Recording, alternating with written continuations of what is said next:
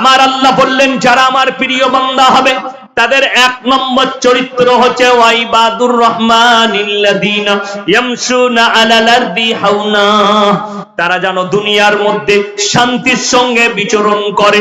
ওয়াইদা খাতাবাহুমুল জাহিলুনা ক্বালু সালামা, এবং তারা শুনে নাও মূর্খদের সঙ্গে তর্ক বিতর্ক করবে না, সালাম জানিয়ে সাইড কেটে পালিয়ে যাও। যার ইসলাম সম্পর্কে জ্ঞান নেই, কোরআন সম্পর্কে জ্ঞান নেই, আমার নবীজির সম্পর্কে জ্ঞান নেই, তার সঙ্গে তোমরা রাস্তাঘাটে তর্ক বিতর্ক করো না। তাকে বলো আসসালামু আলাইকুম, পরে কথা বলবো, সাইড কেটে পালিয়ে যাও। আজকে একটা ছেলে আমাকে ফোন করেছে, আজ আপনি ইয়াসিন হুজুর? আমি বললাম হ্যাঁ বলো। বলছে তোমার সঙ্গে কিছু কথা বলতে চাই। আমি বললাম কি সম্পর্কে? বলে তুমি কিয়াম নিয়ে কথা বলেছো। আমি বললাম কি হয়েছে বলো। আমি বললাম তুমি আলেম না সাধারণ? বলে আমি একটা সাধারণ ছেলে। আমি বললাম ওয়াইজা খাতাবাহুমুল জাহিলুনা ক্বালু সালামা, আমি মূর্খদের সঙ্গে তোমার যে সম্পর্কে জ্ঞান নেই তোমার সঙ্গে তর্ক করব না। তোমার বাপের বেটা কোনো মৌলবি থাকলে তাকে ফোনটা ধরাও। সে এখনো পর্যন্ত ফোন করেনি, সেই দুপুর বেলায় করেছে, সকালে, আজও করেনি, এখনো করেনি। ওই জন্য আলেমের সঙ্গে তর্ক করব, কাজ হবে যার জ্ঞান আছে তার সঙ্গে। কেন? আমাকে একটা মৌলবি ফোন করেছে, আপনি কেমন? আমি বললাম আমি বলিনি। ফুরফুরার মেজ হুজুর পীর কেবলা রহমতুল্লাহ তিনি তিনার ওসিয়ত নামায় লিখেছেন মুস্তাহনান, করলে ভালো, না করলে কোনো দোষের নেই। তো যখন কিয়ামটা ফরজ নয়, ওয়াজিব নয়, সুন্নত নয়, নফল নয়, কিছুই নয়, মুস্তাহনান জিনিস, এটা নিয়ে মারামারি করিস কেন? ফরজ নামাজ নিয়ে মারামারি করিস না।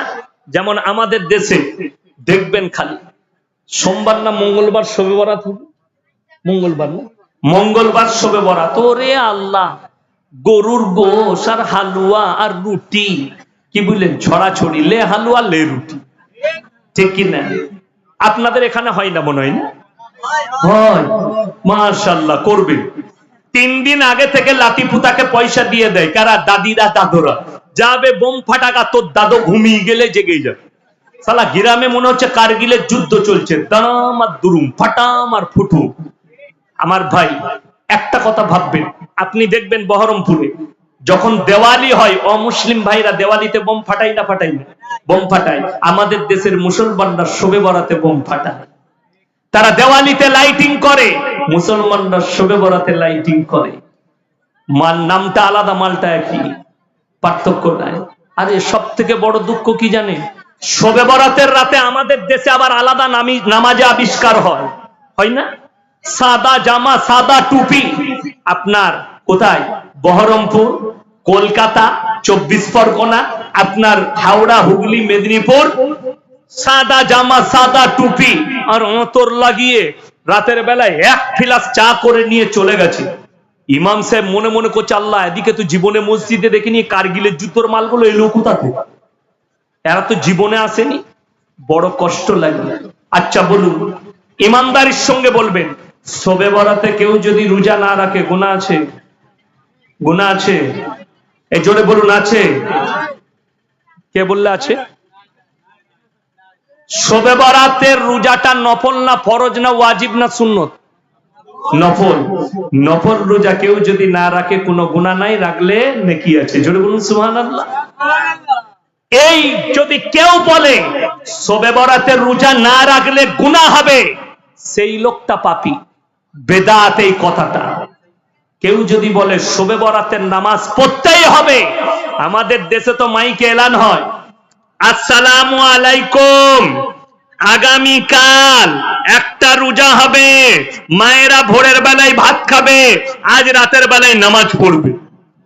আবার অনেক মসজিদে নিয়ত বলে দেয়, কি কি নিয়ত করবে। আবে যে এলান করছে তে কেলানি খাবে। নফল রোজার এলান কোথা থেকে পেলি? তুমি জীবনে ফরজ রোজার এলান করলে না। রমজান মাসে সেই মৌলবি এলান করেনি। একটা রোজা যদি কেউ নিজে থেকে ফরজ রোজা ছাড়ে, সারা জিন্দেগি রোজা রাখলে একটা রোজার মাসুল দিতে পারবে না। সেই এলান তুমি মসজিদে করলে না, নফল ইবাদতের এলান জুড়েছো। বড় কষ্ট লাগে। একটা মৌলবি ফোন করে বলছে, কে বললে এলান করা যাবে না? আমি বললাম এলান কর, কিন্তু কখনো ফরজ রোজার জন্য এলান করেছিস? হাজারো মুসলমান ফরজ রোজা রাখেন, আমি এক আমার আত্মীয়র বাড়িতে গিয়েছিলাম 3 বছর আগে, শবে বরাতের দিনে রোজা রাখিনি, আমাকে নাস্তা দিয়েছে। দুটো পাড়ার বুড়ি মেয়ে চলে এলো, হাইলো ইয়াসিন সাহেব রোজা রাখেনি। আমি বললাম আল্লাহ কি বিপদ হলো, এরা দেশের লোককে বলবো।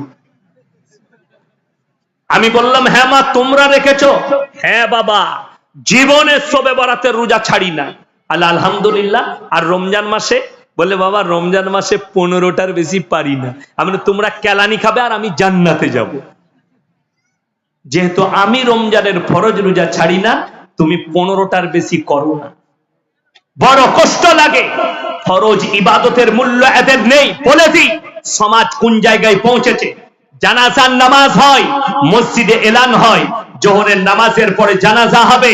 কিছু মুসল্লি মসজিদে নামাজ পড়ে, আর একদল নামাজি পরেজগার ওলি থাকে, তারা উজু করে বসে থাকে জানাজার নামাজ পড়বে হযরতরা, কিন্তু ফরজ নামাজ আদায় করে না। ঠিক বলছি না ভুল বলছি?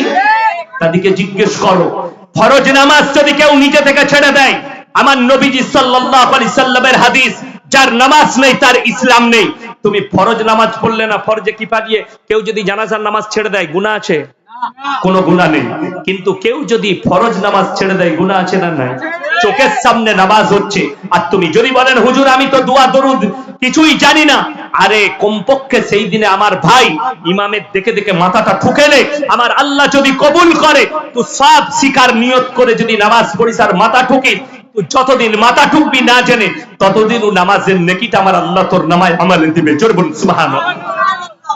তুমি নিয়ত করেছো যে আমি নামাজের, কিন্তু বড় কষ্ট লাগে আমাদের সমাজের লোক নফল নিয়ে মারামারি করে, ফরজ নিয়ে মারামারি নাই।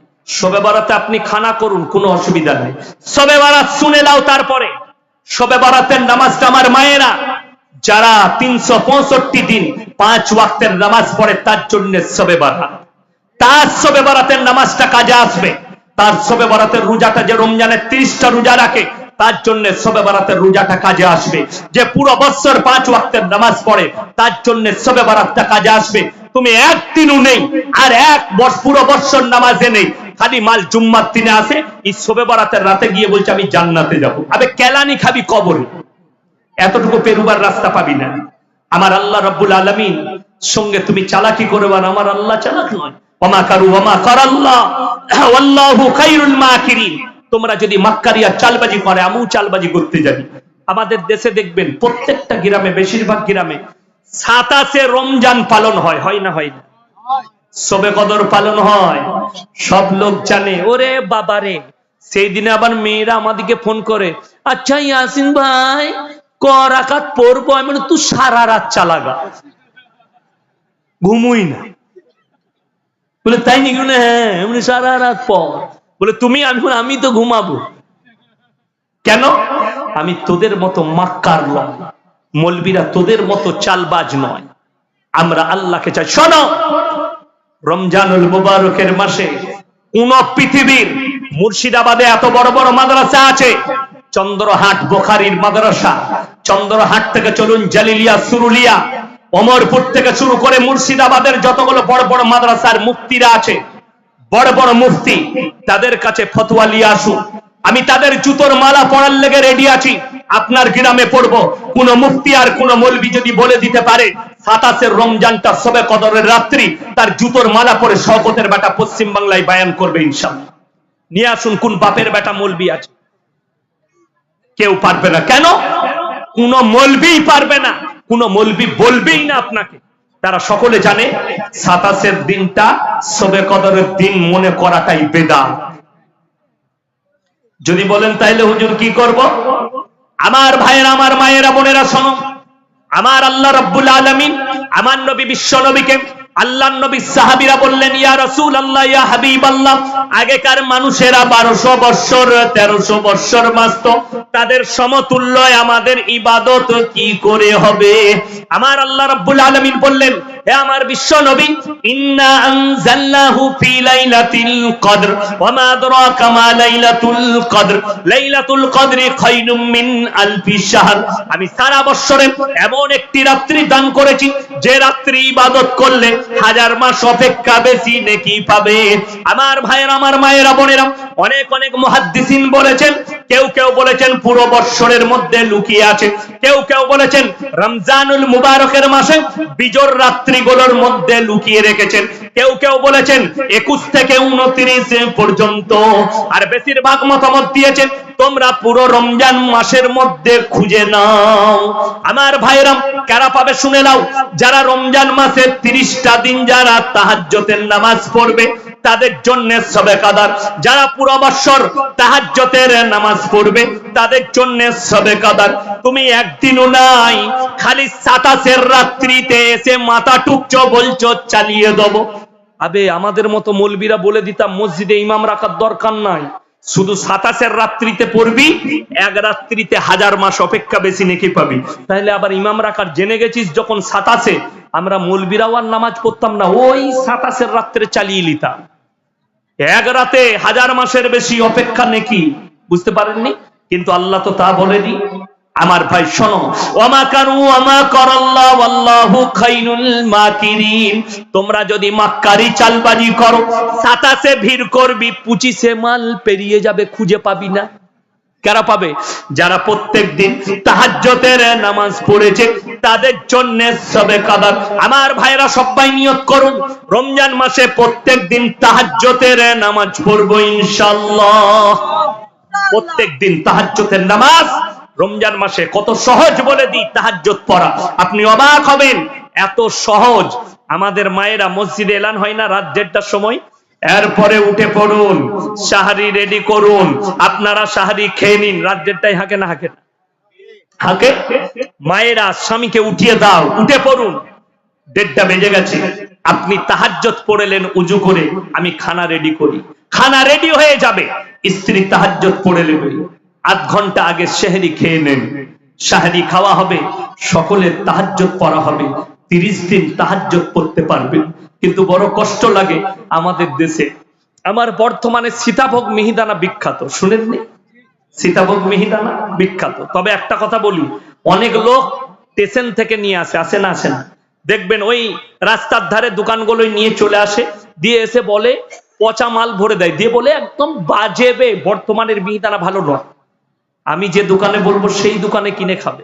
রাধা বল্লভ মিষ্টান্ন ভান্ডার, তেঁতুলতলা বাজারে গণেশ মিষ্টান্ন ভান্ডার, একদম কলেজ মোড়ে, বিবেকানন্দ কলেজ মোড়ে সোদামিনী, এই মিষ্টির দোকানগুলোই কিনবেন, তবে বুঝতে পারবেন রাধা বল্লভ একটা মিষ্টির দোকানে 130 রকম কোয়ালিটির মিষ্টি আছে, সব থেকে বড় দোকান বর্তমান টাউনে, আর তার মিহিদানা 550 টাকা কেজি।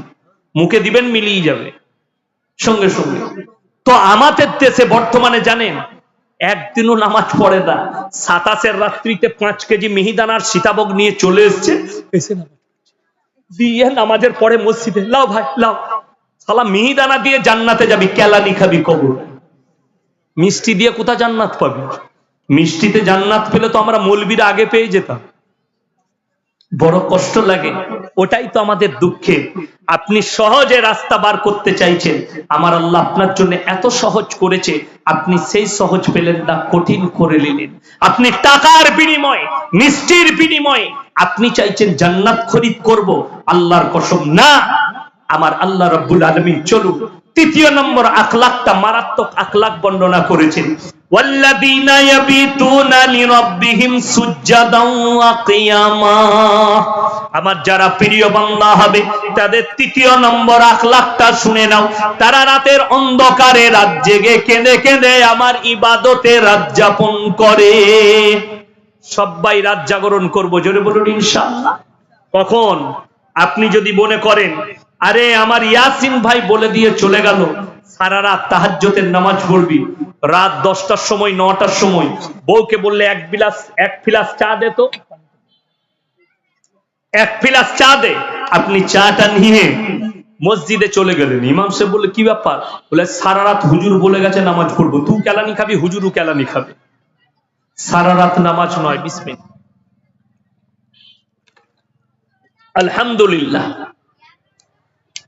সারা রাত্রি নামাজ নয়। আমার আল্লাহ কোরআনে শিখিয়েছেন নবীজিকে। প্রথমেই আমার নবী বিশ্ব নবীর আল্লাহ প্রশংসা করলেন, ইয়া আইয়ুহাল মুজাম্মিল, ওগো নবী যখন তুমি কম্বল আবৃত্তি করো, গায়ে দাও আর মেম্বারে বসো। পৃথিবীর কোন রাজা বাদশাকে অত সুন্দর লাগে না, আপনাকে মেম্বারে এত সুন্দর লাগে। কুমিন লাইলা ইল্লা কালিলা, উঠে পড়ুন। নিসফাহু আও ইনকুস মিনহু কালিলা, নিস মানে হচ্ছে অর্ধেক, অর্ধেক কিংবা তার থেকে একটু বেশি। রাত্রিতে উঠে পড়ুন আর আল্লাহর ইবাদতে দাঁড়িয়ে যান, অর্ধেক কিংবা তার থেকে একটু বেশি, 12টা কিংবা 1টা। তারপরে উঠে পড়ো, বিবির হক আদায় হবে, আল্লাহর হক আদায় হবে। আমার ভাইয়েরা, আমার মায়েরা, বোনেরা, যারা মনে মনে ভাবেন 24 ঘন্টা মসজিদে থাকতে হবে, তার দিন বুঝা হয়নি, ইসলাম বুঝা হয়নি। আমার আল্লাহ রাব্বুল আলামিন কোন মানুষকে 24 ঘন্টা মসজিদ বলেননি। আমার আল্লাহ রাব্বুল আলামিন বললেন, ইয়া আইয়ুহাল্লাযীনা আমানু ইযা নুদিয়া লিস-সালাতি মিন ইয়াউমিল জুমআহ ফাসাউ ইলা যিকরিল্লাহি ওয়া যারুল বাই' যালিকুম খায়রুল লাকুম ইন কুনতুম তা'লামুন। হে ঈমানদার ব্যক্তিরা, তোমাদেরকে যখন জুম্মার জন্য ডাক দেওয়া হয়, তোমরা বেচা কিনা বন্ধ করে দাও, ব্যবসা বাণিজ্য বন্ধ করো, খেতিবাড়ি বন্ধ করো, আর চলে এসো কল্যাণের দিকে। মসজিদে আল্লাহর ঘরে ছুটে এসো। যখনই আজান হবে সবকিছু বন্ধ করো আর আল্লাহর ঘরে প্রবেশ করো। কতক্ষণ থাকবেন? যখনই আবার ইবাদত হয়ে যাবে, আমার আল্লাহ রাব্বুল আলামিন পরের আয়াতে বললেন, ফাইদা কুদিয়াতিস সালাতু ফান্তাশিরু ফিল আরদি ওয়াবতাগু মিন ফাদলিল্লাহ ওয়াজকুরুল্লাহা কাসীরান লাআল্লাকুম তুফলিহুন। হে আমার বান্দারা, আবার যখন নামাজ আদায় হয়ে যাবে, আবার তোমরা হালাল রুজির সন্ধানে পৃথিবীতে ছড়িয়ে পড়ো। জোরে বলুন সুবহানাল্লাহ। হালাল রুজির সন্ধানে তোমরা পৃথিবীর বুকে ছড়িয়ে পড়ো। তোমাদের জন্য আল্লাহ রুজি ছড়িয়ে রেখেছে। ওই জন্য আমার ভাই সবাই নিয়ত করলেন, আজ থেকে হালাল রুজি রোজগার করব। জোরে বলুন ইনশাআল্লাহুল আজিজ। হালালে বরকত আছে, হারামে জীবনে বরকত পাবেন না। হারামে বরকত নেই, হালালে বরকত আছে। আমার ভাই আপনারা দেখলে বুঝতে পারবেন, যাদের মনে মনে হচ্ছে যে রুজির মালিক আমি তো ইনকাম করি, তাদের আল্লাহর প্রতি বিশ্বাস নেই। আল্লাহর কসম, সে কোটিপতি হোক, লাখপতি হোক, হাজার কোটির মালিক হোক, রুজি আমার আল্লাহ দান করেন। রুজি তুমি মাপো না, আমার আল্লাহ মাপে। তোমার কাছে কোটি কোটি টাকা থাকবে, তুমি দাস্তারখানে বসবে, কিন্তু আমার আল্লাহ তোমাকে ভালো মন্দ খেতে দেবে না। তোমার যেরকম রুজি মেপেছি সেটাই তুমি খাবে। 2 সপ্তাহ আগে আমার শরীর খারাপ হয়েছে, তো আমার শরীরে এখনো দুর্বলতা আছে, প্রচুর সিলাইন চলেছে, ইনফেকশন হয়েছিল পেটের মধ্যে। তা আমি আজকে এসে দেখলাম করেলা ভাজি আছে, ভেন্ডি ভাজি আছে, গরুর মাংস ছিল, ডাল ছিল। আমি কিছুই লিইনি, শুধু ভেন্ডি ভাজি আর করেলা ভাজি দিয়ে ভাত খেলাম। কেন? আমার দিমাগ বলল গরুর মাংস ছোঁয়া চলবে না, খাই, আজকে খাওয়া চলবে না। আল্লাহ আমার রুচি মাপেনি, তাই আমি খেতে পাইনি। তোমার দাস্তারখানে থাকবে, তুমি খেতে পাবে না আমার আল্লাহ না চাইলে। তোমার সামনে নামানো থাকবে, আমার আল্লাহ না চাইলে তুমি সেখানে মুখ দিতেই পারবে না। ওই জন্য রুজির মালিক আল্লাহ। কত দাস্তারখান থাকে, বড় লোকরা বসে থাকে, খেতে পাই না।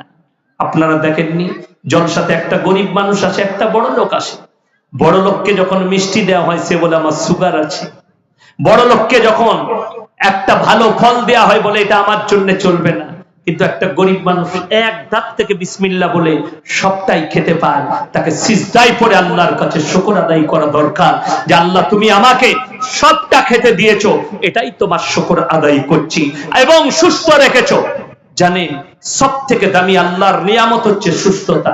এবং আল্লাহ মানুষকে এত নিয়ামত দিয়েছে দুনিয়ার বুকে, আপনাকে কত আজকে এই ব্রেনকে ঠান্ডা করে, এই ব্রেনকে স্টপ করে, আজ ব্রেনকে সুন্দরভাবে নিয়ে আজকে যারা মাজমায় বসে আছেন, তার কারণ কি জানেন? আমার আল্লাহ দেয়া বড় নিয়ামত। চলে বলুন সুবহানাল্লাহ। কি নিয়ামত? আমার আল্লাহ রাব্বুল আলামিন বললেন, আমার মায়েরা বোনেরা ভালো করে শুনবেন। আজিজুল ভাই তো মা দিকে খুব বলে গেল, আমি আর পর আপনার দিকে বাঁশ দিই, ঠিক কিনা? কথাটা বুঝতে পারেন? আজিজুল ভাই মা দিকে বলে গেল, আমি আপনার দিকে বলি। زين للناس حب الشهوات من النساء والبنين والقناطير المقنطرة من الذهب والفضة والخيل المسومة والأنعام والحرث ذلك متاع الحياة الدنيا والله عنده حسن المآب زين للناس حب الشهوات من النساء হে আমার বিশ্ব নবী পৃথিবীর মানুষকে আমি যে সবথেকে দামি নিয়ামত দিয়েছি সেটা হচ্ছে স্ত্রী নিসা মানে মেয়ে নারী সবথেকে দামি নিয়ামত দিয়েছি বিবির সঙ্গে ঝগড়া হলে কি হয় একদিন ঝগড়া হয়েছে এই বেরিয়ে যা তুই ঘর থেকে আমি চলে যাচ্ছি বাপের বাড়ি ছেলে কি বলে বেরো এখান থেকে গুটি পাটি নিয়ে চলে গেল বাপের ঘর একদিন কেটে গেল দুদিন 3 দিন 4 দিন 5 দিন কেটে গেছে রাতের বেলায় আর কিন্তু ঘুম আসছে না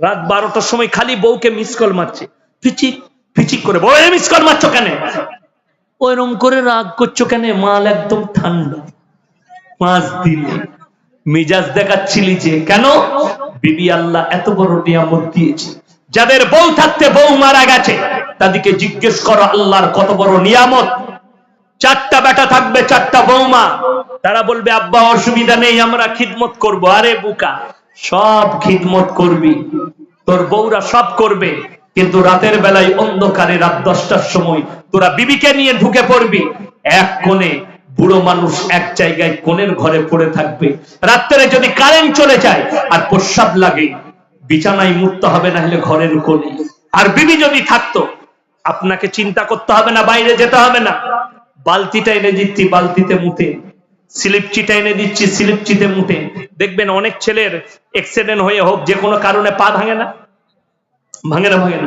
ঘরে পড়ে আছে পেশাব লেগেছে বউকে বলছে ওরে বাবা রে উঠতে পারছি না গো ও বউ বলছে চিন্তা করো না তুমি বসে থাকো বালতি এনে দিচ্ছি ও হযরত ওইখানেই বসে বসে চালিয়ে দিলে বালতিতে বউ ফেলে আসছে কোনো অসুবিধা নাই আর বউয়ের যদি একবার পা ভাঙে বউ যদি বলে চলতে পারছি না গো চলতে পারছো নাকি হাতটা টেনে নিয়ে গিয়ে পায়খানা করে বসিয়ে দিবে ও কিন্তু বউয়ের মুখ ফেলাবে না কিন্তু বিবিরা ফেলবে আল্লাহ স্ত্রী এত বড় নিয়ামত দিয়েছে বুঝিয়ে দিই আপনি আছেন লালবাগে বাজারে গেছেন বহরমপুরে আছেন বউ ফোন করে বলছে হ্যালো রান্না হয়ে গেছে তুমি খাবে না চলে এসো রাখ ফোনটা কাজে আছি সব সময় খালি ফোন করিস কেন বাবারে মিজাজ কি আর যদি দীপালি ফোন করে ও হ্যালো কেমন আছো তুমি কোথায় আছো রেস্টুরেন্টে আসবে না আই